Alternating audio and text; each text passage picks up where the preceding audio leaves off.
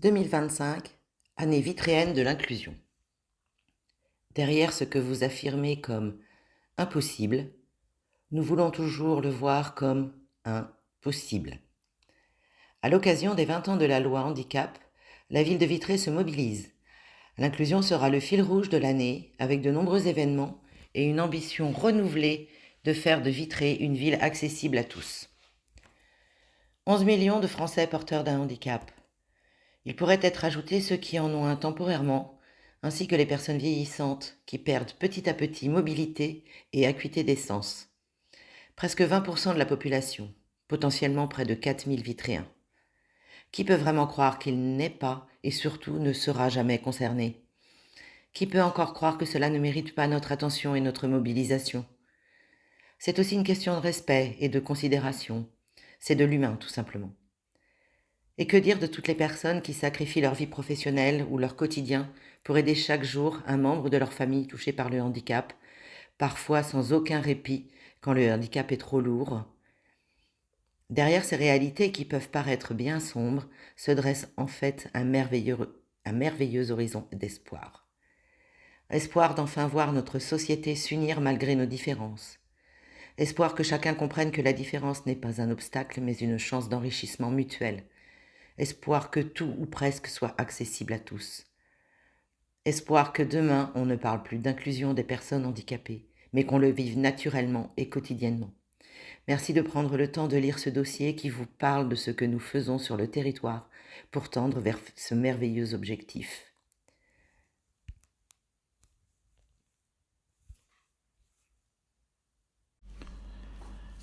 La ville de Vitré, pleinement engagée avec ses partenaires pour une ville plus inclusive. L'article est imagé d'une photo de la rue Garangeau, récemment réaménagée et rendue beaucoup plus accessible pour les personnes à mobilité réduite. La ville n'a pas pour mission de soigner les corps ni de gérer des équipements spécialisés.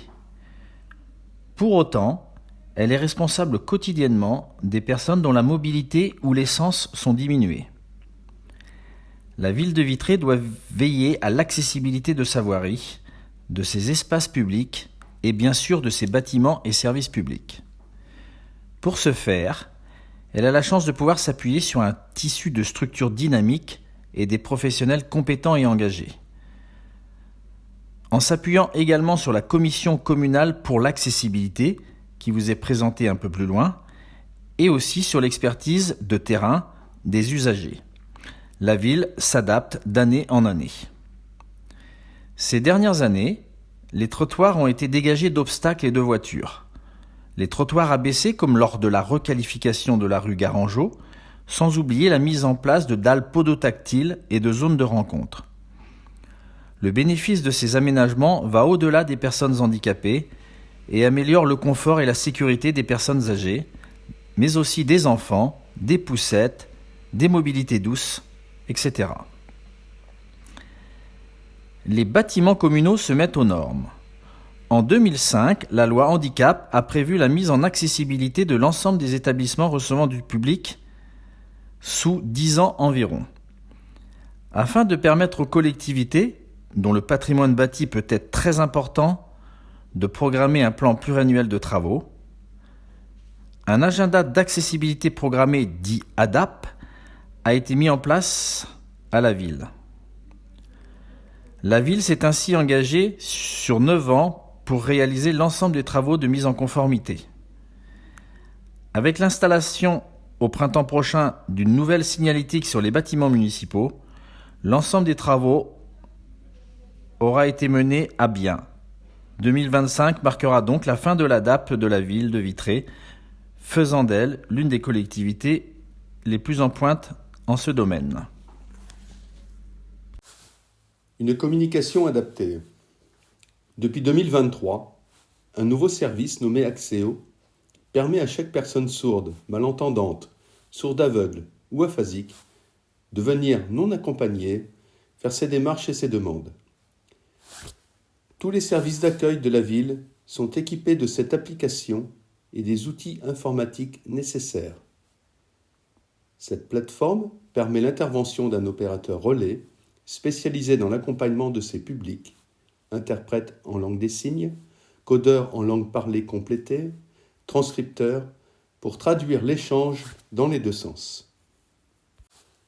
La ville sonorise aussi des parties de certaines publications, éditos du magazine, rapport annuel sur l'accessibilité, et réfléchit à la transcription en FALC, facile à lire et à comprendre, de certains documents pour l'inclusion des handicaps cognitifs.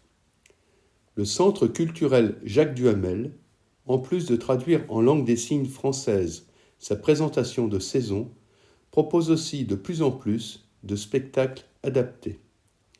Sur le territoire, la médiathèque de Vitré ou encore le cinéma Aurore proposent aussi de nombreuses ressources. L'inclusion des personnes handicapées dans la vie de la cité. Des opérations de vote fictives, mais en conditions réelles, sont régulièrement organisées pour encourager la citoyenneté des personnes empêchées.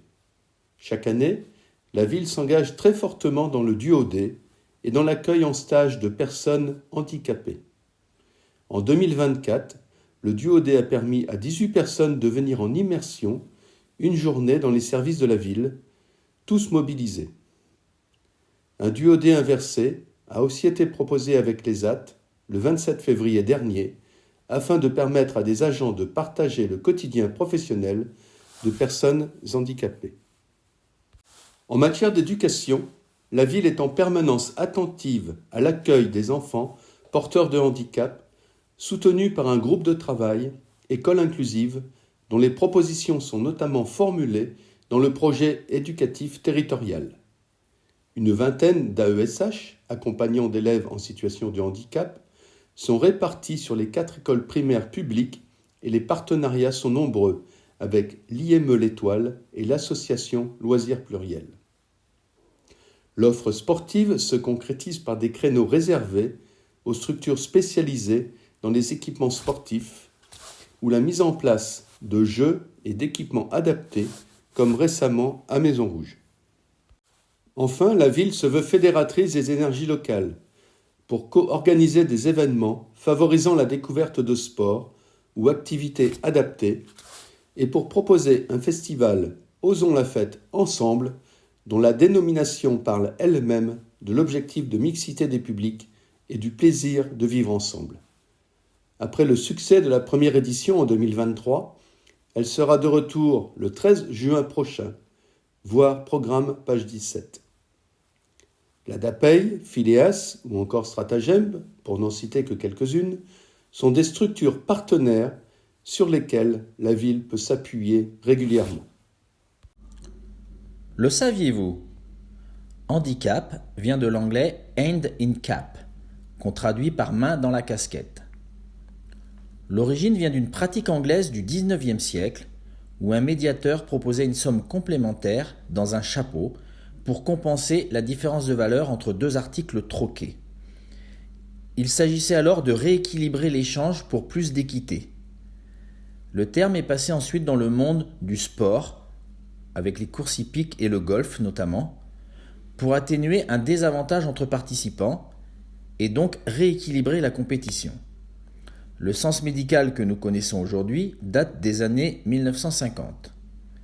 La notion de compensation pour plus d'équité et d'équilibre est donc au cœur même du mot handicap. La Commission communale pour l'accessibilité. CESACO. La Commission communale pour l'accessibilité, CCPA, est une instance extra-municipale créée en juin 2022 qui est l'outil d'analyse et de proposition concernant le quotidien des personnes porteuses de handicap dans notre ville. Elle recueille toutes les informations relatives aux difficultés rencontrées par les personnes concernées, recherche des solutions qu'elles soumettent à la municipalité.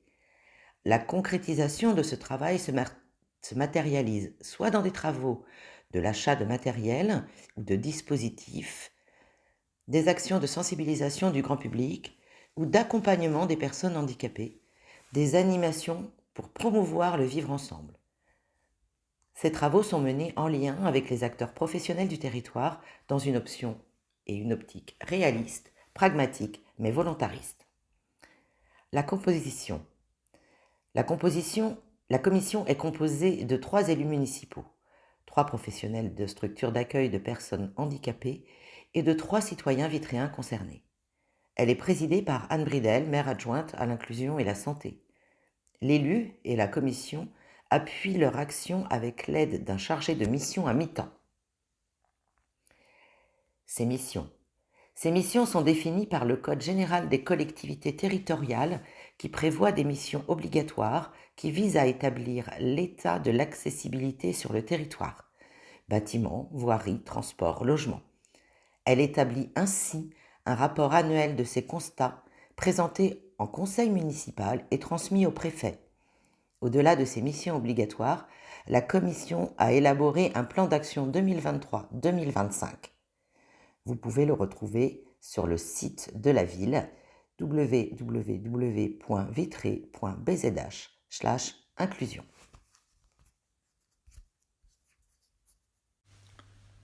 Le Centre culturel Jacques Duhamel s'engage. La ville de Vitré est accompagnée depuis 2 ans par la Direction régionale des affaires culturelles dans le cadre du programme Culture et Handicap afin de financer le plan d'action pour une meilleure accessibilité à la saison culturelle. Claire Ménéguzer, administratrice du Centre culturel Jacques Duhamel, et Lise Press, médiatrice culturelle, nous expliquent tout. Qu'est-ce que le Centre culturel met en place pour favoriser l'inclusion ? De nombreux projets sont menés.